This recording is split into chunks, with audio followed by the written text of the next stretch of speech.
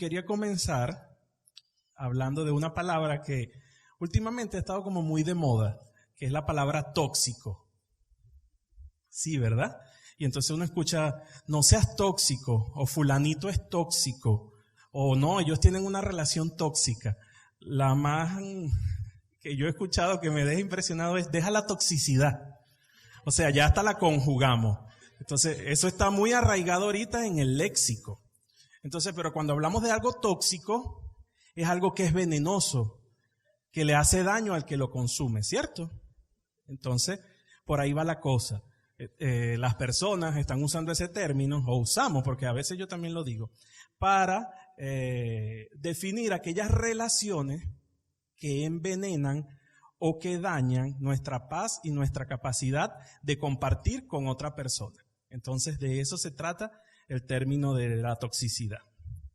Usted ha visto un veneno que dice, ¿verdad? Peligro tóxico, y ha visto que trae como los efectos secundarios, que ahí dice, en caso de ingerir, puede sentir tal cosa, tal cosa, tal cosa, de ser así, acuda al médico.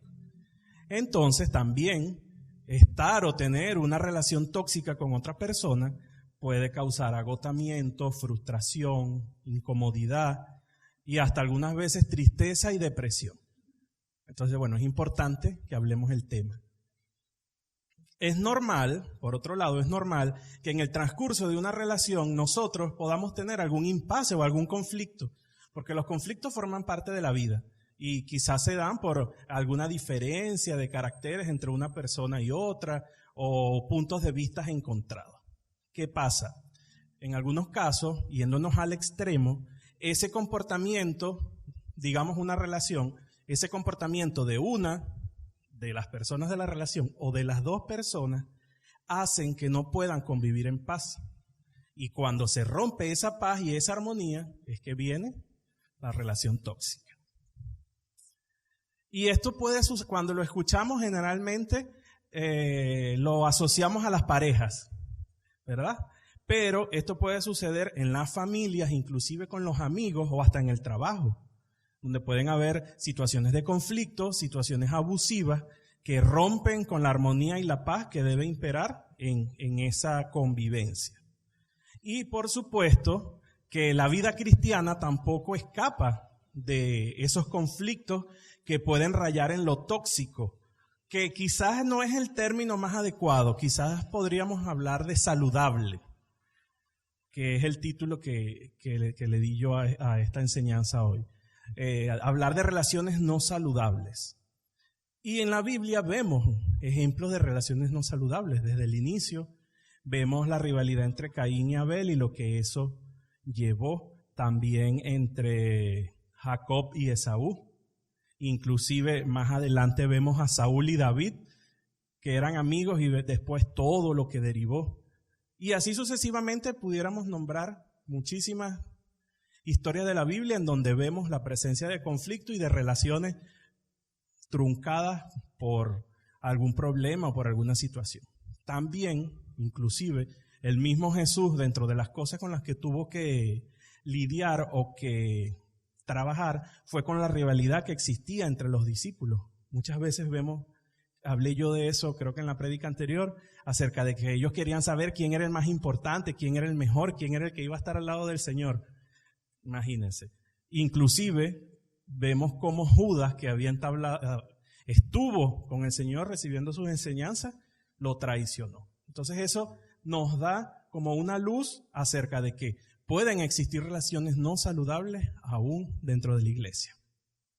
Cuando seguimos revisando la historia bíblica, podemos llegar al establecimiento de las iglesias y vemos a Pablo, que hizo ese magnífico trabajo de ir estableciendo iglesias.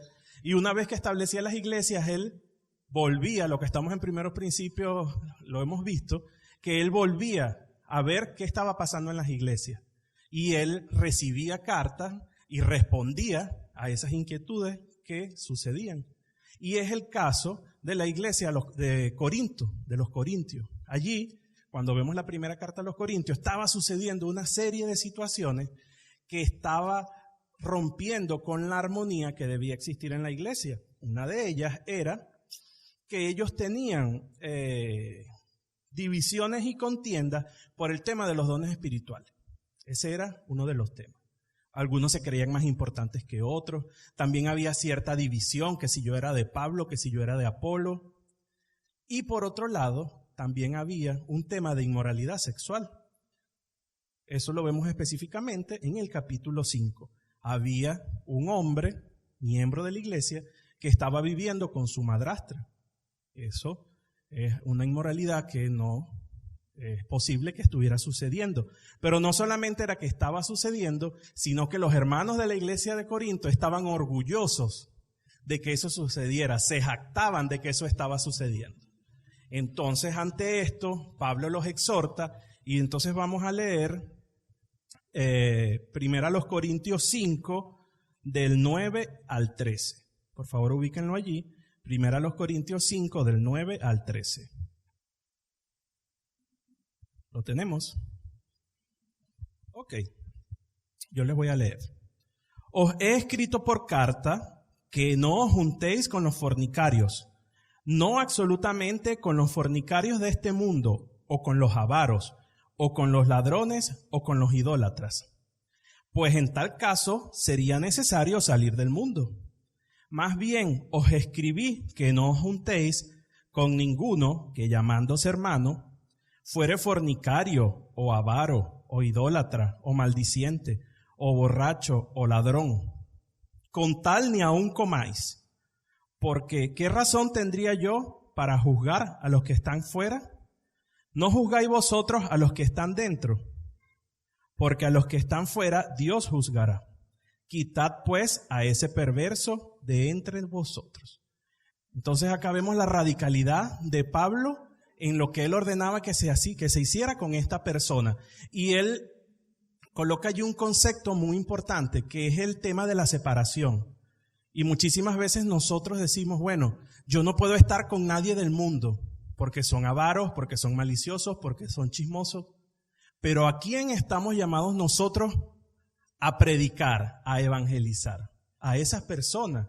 Para no estar con esas personas, dice ahí Pablo, es necesario que saliéramos del mundo. Lamentablemente estamos en este mundo, no nos podemos meter en una capsulita cristiana para estar solamente con las personas cristianas. ¿Qué es lo que está condenando Pablo acá? Que aquel que se está haciendo llamar cristiano, pero sigue teniendo una vida pecaminosa que es de mal testimonio para los de afuera y aún para la misma iglesia. Y fíjense que les dice, con él aún ni comáis. Para ellos en ese momento, el comer con una persona era un símbolo de confianza y de mucha cercanía con esa persona. Entonces acá vemos que Pablo exhorta a la iglesia a ejercer la disciplina y está cuidando a los miembros de la iglesia de relacionarse con personas que puedan ser tóxicas o no saludables para el crecimiento espiritual. Entonces, basado en esta premisa de que nosotros como creyentes debemos cuidar nuestras relaciones, no solamente con los de afuera, pero ya vemos, eso nosotros no lo podemos cambiar, pero sí con los de adentro, porque formamos parte de un cuerpo y lo que usted haga y lo que yo haga, lo que usted hace me afecta a mí y lo que yo haga también le va a afectar a usted. Entonces, por eso debemos cuidar las relaciones y vamos a hablar de cómo cultivar esas relaciones saludables en la vida cristiana. Entonces, el primer principio que yo les tengo en la noche de hoy, ahora sí es de noche, es que a través de la Biblia nosotros podemos tener el discernimiento para identificar cuando una relación no es saludable. Cuando yo estaba, se los voy a repetir, a través de la Biblia podemos discernir cuando una relación no es saludable. Cuando yo estaba estudiando el tema, yo decía, wow, esto es psicología. Pero gloria a Dios porque es totalmente contrario a la psicología, porque las premisas que da la palabra en muchísimos aspectos son contrarios a lo que el mundo te vende. Yo les voy a ir comentando. Y este es uno de ellos. Uno de los aspectos primordiales que como creyentes nosotros debemos entender es que el centro de las relaciones cristianas se basa en la gloria de Dios. El centro de las relaciones cristianas se basa en darle gloria a Dios. Pero generalmente el mundo cree que las relaciones son para satisfacer mis necesidades o para satisfacer las necesidades del otro. Porque yo busco mi media naranja, porque yo quiero un complemento, porque yo quiero a alguien que me haga ser mejor. En cambio, nosotros los cristianos sabemos que las relaciones son para nosotros poder glorificar al Señor, y en ese camino de glorificar al Señor, nosotros somos edificados unos a otros. Dios es tan bueno que, dándole todo lo que nosotros tenemos, nos da a nosotros también. Entonces, partiendo de eso, nosotros tenemos que pensar que todas las relaciones que nosotros entablemos en nuestra vida cristiana deben apuntar a glorificar al Señor. Entonces ahí podemos comenzar a identificar algunas características de una relación que no sea saludable. La primera es que genera daño, malestar y culpa a una o ambas partes.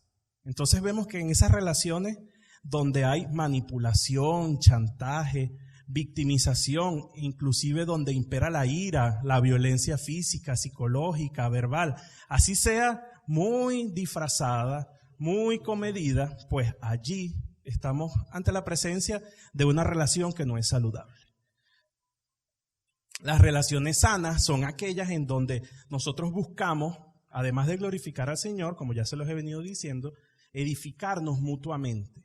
De eso se trata. Y fíjense que dice 1 de Pedro 3, 8 y 9, sed todos de un mismo sentir, compasivos, amándonos fraternalmente, misericordiosos, amigables, no devolviendo mal por mal, ni maldición por maldición, sino por el contrario, bendiciendo, sabiendo que fuisteis llamados para que heredáis la bendición.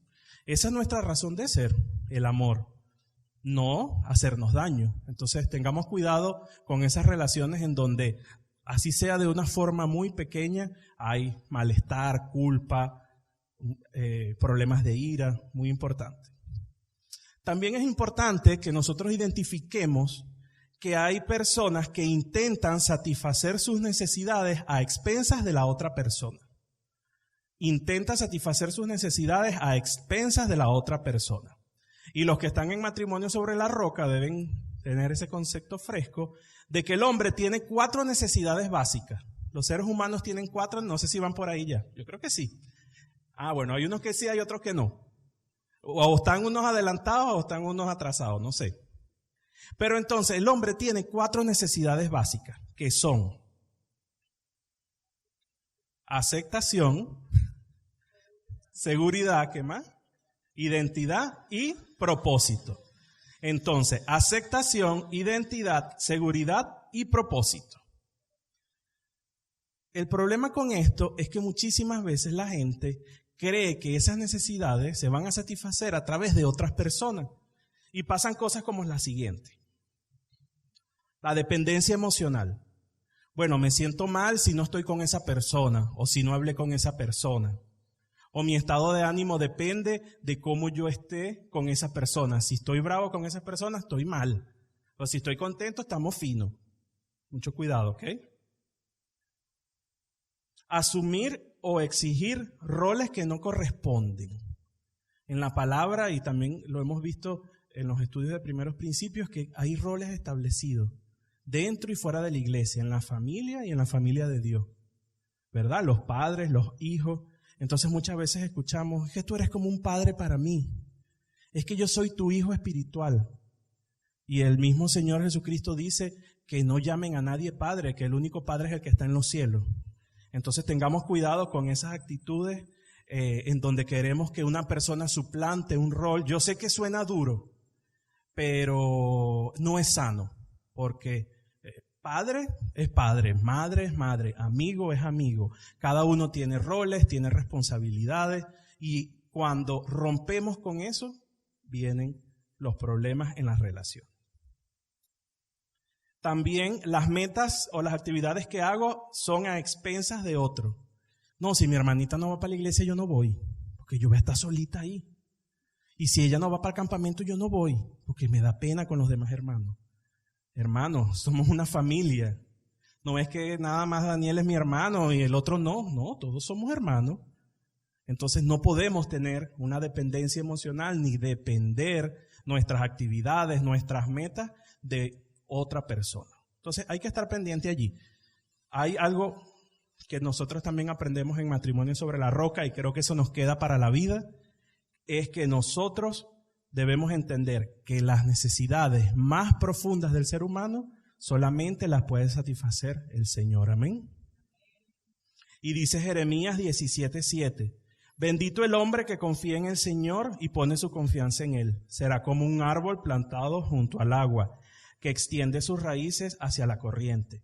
No teme que llegue el calor y sus hojas están siempre verdes. En época de sequía no se angustia y no deja de dar fruto. Sea cual sea la necesidad, y lo vimos hoy en las acciones de gracia, ahí está Dios para satisfacer todas y cada una de nuestras necesidades. Que nos podemos apoyar en los demás, es cierto, apoyo, contención, pero en primer lugar, como cristianos, tenemos al Señor. También vemos que una persona que esté en una relación no saludable o una forma de identificar una relación que no sea saludable es el asumir actitudes que no glorifican al Señor. Y hay una gran cantidad de actitudes que nosotros podemos detectar en la vida cotidiana que nos pueden indicar que esa relación no está sana, que la cosa no va como debería ir. Por ejemplo, la mentira, la burla. Muchas veces en la amistad existe mucho el bullying. Eso hay que balancearlo muy bien, porque a veces pasa de un bullying santo, como dicen unos por ahí, a ofender al hermano sin uno saberlo. El aislamiento, que solamente quiero yo estar con esa persona y no que no comparta con otros, sino conmigo. La envidia, el irrespeto, inclusive como vemos el extremo allí en el pasaje que leímos, la inmoralidad. Pablo nos exhorta en Efesios 4, 25 y 29, ya se los voy a leer, a que nosotros, como tenemos una nueva vida en el Señor, tenemos que vivir de acuerdo a esa nueva vida. Y él dice acá, por lo cual, desechando la mentira, hablad verdad cada uno con su prójimo, porque somos miembros los unos de los otros. Airaos, pero no pequéis, no se ponga el sol sobre nuestro enojo, ni deis lugar al diablo. Gracias. El que hurtaba no hurte más, sino que trabaje haciendo con sus manos lo que es bueno, para que tenga que compartir con el que padece necesidad. Ninguna palabra corrompida salga de vuestra boca, sino la que sea buena para la necesaria edificación, a fin de dar gracia a los creyentes. Ahí lo tenemos. Una serie de exhortaciones acerca de nuestro comportamiento. Usted, eso siempre nos lo han dicho, cuando esté en presencia de alguna actitud que usted diga, oye, esto estará acorde, no estará acorde, usted puede decir, el Señor hubiera hecho esto, al Señor le agradaría esto, lo estoy glorificando con esto que estoy haciendo o que estoy dejando de hacer, con esto que estoy diciendo o estoy dejando de decir. Entonces reflexionemos en cuanto a eso y recapitulemos. Una relación no saludable está en búsqueda de su propio beneficio. Genera daño, malestar y culpa a uno o a ambas partes. Intenta satisfacer sus necesidades a expensas de otra persona y asume actitudes que no glorifican al Señor. Y en este punto, cuando nosotros quizás vemos esto, decimos, wow, ¿quién será mi relación tóxica? ¿Quién será el tóxico? Pero nos toca ver hacia adentro. Porque todos potencialmente podemos ser tóxicos o podemos ser no saludables. Entonces nos toca revisarnos acá y decir, ¿realmente yo estoy buscando glorificar a Dios con mis relaciones o estoy buscando mi propio beneficio? Es importante, hermanos, que lo hagamos. También para que alguien sea tóxico, hay alguien que se deja intoxicar, ¿verdad? Para que haya algo tóxico, alguien se deja intoxicar. Entonces es algo mutuo, las relaciones son mutuas. También nosotros tenemos que aprender a poner límites, con mucho amor, exigir respeto. Y si no somos nosotros los tóxicos, porque podemos serlo, no podemos satanizar ni cerrarnos de que pudiéramos, no, pues sí podemos pedir perdón, inclusive alejarnos. Es lo más doloroso, pero fíjense que allí Pablo le dice a los corintios, aparten a esa persona de nosotros. Entonces reflexionemos en eso, revisemos qué nos falta para alcanzar esas relaciones saludables. Amén. El segundo principio dice que la Biblia nos enseña cómo deben ser las sanas relaciones que fomenten nuestro crecimiento al Cristo. Yo pensé que como era de noche no iba a hacer calor, pero igualito. La Biblia nos enseña cómo deben ser las sanas relaciones que fomenten nuestro crecimiento en Cristo. Vamos a ver si ustedes recuerdan cuál es la marca distintiva del creyente. El amor. Bueno, para la gente aquí está. El amor es la marca distintiva del creyente, así es. Jesús dijo en Juan 13, 34, 35, este mandamiento nuevo les doy, que se amen los unos a los otros. Así como yo los he amado, también ustedes deben amarse los unos a los otros. De este modo todos sabrán que son mis discípulos, si se aman los unos a los otros. Entonces, aquí nos está diciendo cómo debe ser nuestra actitud ante las relaciones, una actitud de amor. Nuestras relaciones se deben basar en el amor. Pero entonces hay varios tipos de amor y la Biblia habla de varios tipos de amor. Tenemos el amor que es la palabra eros, que es ese amor romántico de las novelas, de las películas, ese amor emocional, pero ese no es. Y tampoco es el amor filial, o filia en griego, que es ese amor que sentimos hacia nuestros amigos, hacia nuestros familiares. La palabra que usa Jesús aquí, y en el contexto de lo que voy a hablar, es la palabra ágape. Y ágape es un amor incondicional, es un amor desinteresado, sacrificado, que no depende de lo que yo sienta, sino de la voluntad que yo le ponga a sentir ese amor o a accionar ese amor, porque el ágape es un amor en acción. No es un amor solamente de sentir, sino que es un amor que se demuestra con hechos, no solamente con palabras. Y es un amor que implica anteponer las necesidades de los demás que mis necesidades. Y adivinen quién es el mayor ejemplo de ese amor. Jesucristo, porque Él se entregó como sacrificio y nosotros ni siquiera lo merecíamos. De repente si lo hubiéramos merecido, pero nosotros no lo merecíamos, fue por puro amor sacrificial. Él, siendo en forma de Dios, no tuvo nada que aferrarse y se entregó. Entonces, ese es el tipo de amor del que habla la palabra que nosotros debemos sentir los unos por los otros. Y ese amor es el llamado amor cristiano, que es el que nos debe caracterizar a nosotros. En la Biblia hay un pasaje que habla espectacularmente del amor. ¿Alguien lo conoce? Exactamente. Primera a los Corintios 13, del 4 al 7. Pero ese pasaje en la mayoría de las bodas lo leen. Si no lo leyeron, no hay boda, ¿verdad? Entonces se relaciona mucho con el matrimonio. Porque bueno, el matrimonio es una hermosa y una de las mejores expresiones de amor que el Señor estableció. Pero cuando vemos el contexto, eso no se trataba del matrimonio.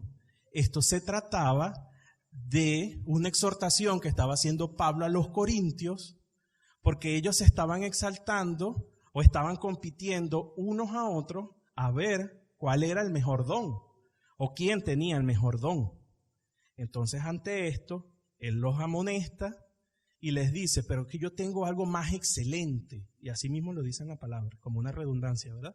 Pero es más excelente. Y entonces habla del amor. Vamos a buscar ese pasaje. Primero a los Corintios 13, del 4 al 7. Allí, cuando sucedía ese problema, había contienda, había desorden en la iglesia. Entonces las relaciones entre los hermanos se estaban lastimando debido a que ellos no estaban actuando con amor, sino con soberbia, con orgullo. Eran tremendos esos corintios. ¿Lo tenemos? Ok. Entonces, allí el apóstol describe una lista de cualidades, ¿cierto? Y fíjense que no son sentimientos, son acciones. Es decir, de cómo debemos comportarnos en las relaciones. Él los va allí enumerando y nosotros también los vamos a enumerar. Y eso es una guía para saber cómo nosotros debemos conducirnos unos a otros. ¿Cuál es el primero que dice? El amor es sufrido. El sufrido, cuando buscamos en otras traducciones, dice paciente. Y esto habla de aguantar, de resistir y de soportar los defectos de los demás. Y bueno, el amor se trata de eso, ¿verdad? De tener paciencia. Por ahí dice uno, muchacho, sí, así es. Y sobre todo, cuando alguien es bueno con nosotros, no hay ningún problema. El problema es cuando nos ofenden, nos atacan, nos lastiman. Pero el Señor dijo, amad a vuestros enemigos, bendecid a los que os maldicen, haced bien a los que aborrecen y orad por los que os ultrajan y os persiguen. De eso se trata el amor, de ese tipo de sufrimiento, porque no es fácil. A veces te lastima el amar a alguien que humanamente tú no te gusta, no lo quieres, pero estamos llamados a hacerlo. Luego dice, el amor es benigno, es decir, que busca siempre hacer el bien, que es bondadoso. Y para ser así, se debe centrar en los demás. No se centra en lo que yo soy, en lo que yo quiero, sino en lo que quiero para los demás. Y esto no significa que la persona que es benigna o es bondadosa no comete un acto malo o no comete un pecado, porque sabemos que todos pecamos. Pero esta persona, cuando lo hace, busca corregir, pide perdón, admite sus errores, y de eso se trata ser benigno. Dice Efesios 4:32. Antes sed benignos unos con otros, misericordiosos, perdonándonos unos a otros, como Dios también os perdonó a vosotros en Cristo. El Señor nos amó primero y Él nos perdonó. ¿Qué nos cuesta a nosotros perdonar a los demás? Luego, ¿qué dice? No tiene envidia. Es decir, no es posesivo, no es competitivo, sino que desea lo mejor para los demás. Muchas veces las relaciones se basan en eso, o que quiero lo que él tiene o no quiero que más nadie te tenga a ti. Y dice Santiago 3:14-16, pero si tenéis celos amargos y contención en vuestro corazón, no os hastéis, ni mintáis contra la verdad, porque esta sabiduría no es la que desciende de lo alto, sino terrenal, animal, diabólica. Porque donde hay celos y contención, allí hay perturbación y toda obra perversa. Que el Señor nos libre, nos guarde de tener esos sentimientos de celos, de envidia, de querer tener todo para nosotros. Luego, ¿qué dice? No es jactancioso y no se envanece. Esto quiere decir que no es presumido ni orgulloso, sino que más bien es humilde. Y el Señor fue un ejemplo de humildad. Lo vimos en una de las prédicas, que Él lavó los pies de sus discípulos y vimos lo que eso significaba. Una actitud de humildad y de servicio. Dice Primera de Pedro 5:5-6. Y todos sumisos unos a otros, revestidos de humildad, porque Dios resiste a los soberbios y da gracia a los humildes. Humillaos pues bajo la poderosa mano de Dios, para que Él os exalte cuando fuere tiempo. Luego vemos que dice que el amor no hace nada indebido o nada impropio. Y era lo que estaba sucediendo allá en el primer pasaje que vimos de 1 Corintios 5, que estaban consintiendo un acto de inmoralidad. Porque es que no se trata de que porque tú eres de la iglesia yo te voy a tapar todo o y a los de afuera sí condeno, ¿no? Tenemos que ser irreprensibles. Y ante eso, pues, nosotros debemos andar con respeto, no podemos ser descortés, no podemos ser arrogantes, ni tampoco podemos caer en indecencia o en falta de educación. No hacer nada indebido abarca muchísimas cosas, es un abanico de cosas. Pero dice Colosenses 4:5-6, anda sabiamente para con los de afuera, redimiendo el tiempo. Sea vuestra palabra siempre con gracia, sazonada con sal, para que sepáis cómo debéis responder a cada uno. Entonces también se trata de las palabras, de cómo decimos las cosas. De eso también el no hacer algo indebido. Luego dice, no busca lo suyo. Y alguien que no busca lo suyo es alguien que no es egoísta. Entonces, en una relación cristiana, nosotros debemos ser generosos y nos debe interesar ayudar a los demás. Creo que nosotros como iglesia estamos bien porque somos generosos y gloria a Dios por eso. Dice Romanos 15, 2 y 3, cada uno de nosotros agrade a su prójimo en lo que es bueno, para edificación. Porque ni aun Cristo se agradó a sí mismo. Antes bien, como está escrito, los vituperios de los que te vituperaban cayeron sobre mí. Entonces, el Señor no fue egoísta con nosotros, no buscó lo suyo. Él es Dios. Estaba en una forma humana en la tierra, pero Él era Dios. Y no fue egoísta. Él pudo decir, no estoy dispuesto. Estas personas no me escuchan. Pero lo hizo. Se dio. Entonces, si el Señor no fue egoísta con nosotros, ¿por qué nosotros vamos a ser egoístas? Y menos con nuestros hermanos. Luego dice, el amor no se irrita. Es decir, no se vuelve grosero, hostil. No pierde la compostura en los momentos difíciles. Qué difícil, ¿verdad? Que cuando nos están ahí o cuando estamos en medio del problema, pues perder la compostura. Pero allí es donde más es puesto a prueba nuestro amor. Y dice la palabra, airaos pero no pequéis. No se ponga el sol sobre nuestro enojo ni deis lugar al diablo. Luego dice, no guarda rencor. Y eso es muy importante porque debemos perdonar. Tiene mucho que ver con el perdonar las ofensas de los otros. No es dejarlo pasar, no es que se me olvidó y al otro día nos hablamos. Es realmente conversarlo, discutirlo, pasar la página pero dejándolo atrás. No es que cuando me acuerde te lo vuelvo a decir, ¿te acuerdas aquella vez? De eso se trata el no guardar rencor. El que ya no me acuerdo de lo que pasó antes. Luego dice Efesios 4:32, antes sed benignos unos con otros, misericordiosos, perdonándonos unos a otros como Dios también os perdonó a vosotros en Cristo. Luego dice, no se goza de la injusticia, mas se goza de la verdad. Y ahí entra mucho eso de ser cómplice. Nosotros no podemos ser cómplices. Nosotros debemos apoyar siempre la verdad. No nos podemos alegrar por las injusticias de otros o encubrir injusticias. Y dice la palabra que no participen en las obras infructuosas de las tinieblas, sino más bien reprenderlas. Entonces no es tener amor o bueno, porque tú eres mi amigo, yo te aplaudo todo lo que haces o te apoyo así hagas algo malo. No, se trata de exhortar al otro cuando lo que está haciendo es inadecuado. Así sea mi amigo, sea mi papá, mi mamá, mi hermana. Y termina diciendo, todo lo sufre, todo lo cree, todo lo espera y todo lo soporta. Todo lo sufre es que es sacrificado para defender y sostener a otro. Quiere decir que yo me puedo sacrificar en amor por otro, así como lo hizo Jesús. Todo lo cree es que confía en los demás, no es desconfiado. Todo lo espera es que nunca pierde la esperanza. Y cuando vemos la palabra, Pablo dice muchas veces que viva la fe, la esperanza y el amor. Pero la que estará para siempre es el amor, porque el amor es la raíz de todo, como lo hemos visto aquí en esta noche.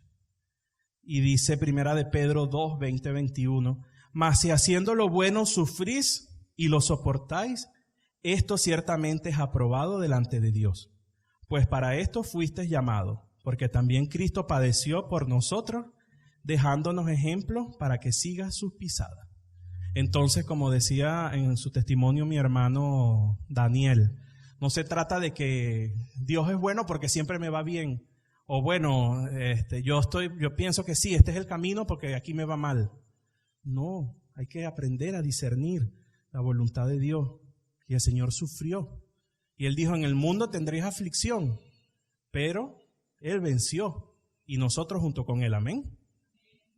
Entonces, cuando vemos todo esto, vemos que del amor como raíz derivan todas las actitudes y todo el comportamiento que nosotros debemos tener como cristianos para tratarnos los unos con los otros. Entonces ahí tenemos que tener esto, verlo exhaustivamente. Acá hicimos una revisión y apoyados en pasajes, pero reflexionemos en eso, veamos ese pasaje, vean que lo podemos ir desglosando y ver allí nuestra vida reflejada. Como les dije hace un rato, nosotros somos un cuerpo y todos formamos parte, ¿verdad? De repente yo soy una uñita, el otro es otra uñita, pero todos formamos parte del cuerpo.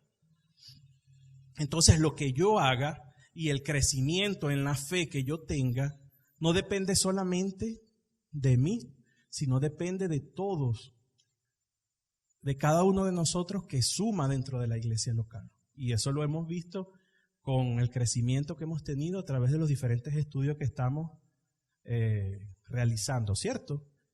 Entonces es importante que entendamos eso. No solamente se trata de mí, de lo que yo pueda aprender, de lo que yo pueda crecer, sino también como yo me relaciono con mis hermanos alrededor, lo que va a hacer que juntos vayamos creciendo en esa estatura del varón perfecto.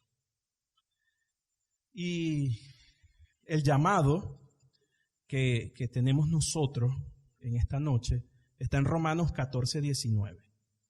El Señor dice allí a través de Pablo que nos esforcemos en promover todo lo que conduzca a la paz y a la mutua edificación. De esta manera contribuimos al crecimiento y a la madurez de nuestra comunidad, que es la iglesia del Señor. Pónganse de pie, vamos a orar.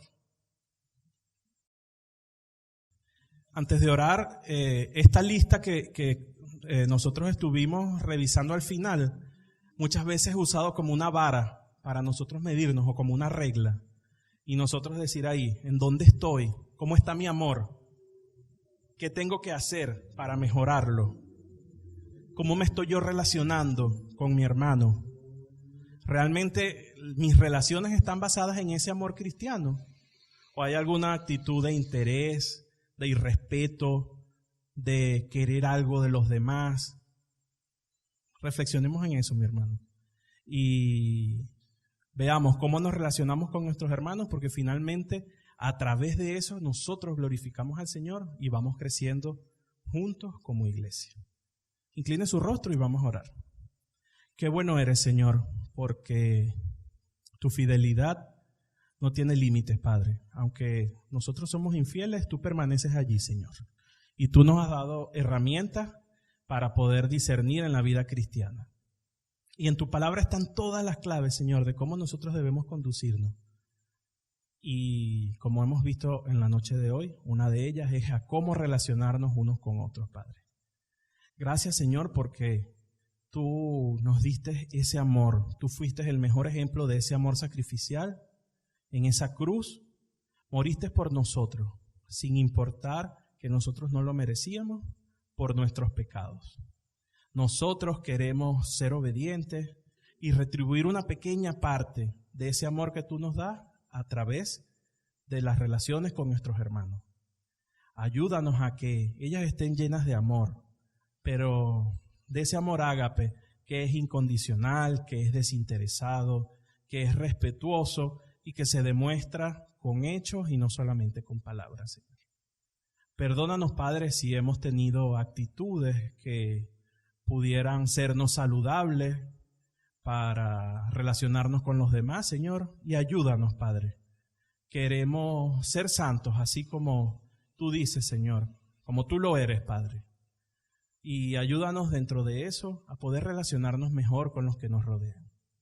Estamos agradecidos por este tiempo y confiados, Señor, en que con tu guiatura y a través de tu Espíritu Santo tú nos ayudarás, Señor, a seguir en esta carrera hasta el final y cada día tratando de parecernos más a ti, Padre. En el nombre de Jesús te exaltamos, te damos gracias y te regalamos este aplauso de tu pueblo, Señor. Amén.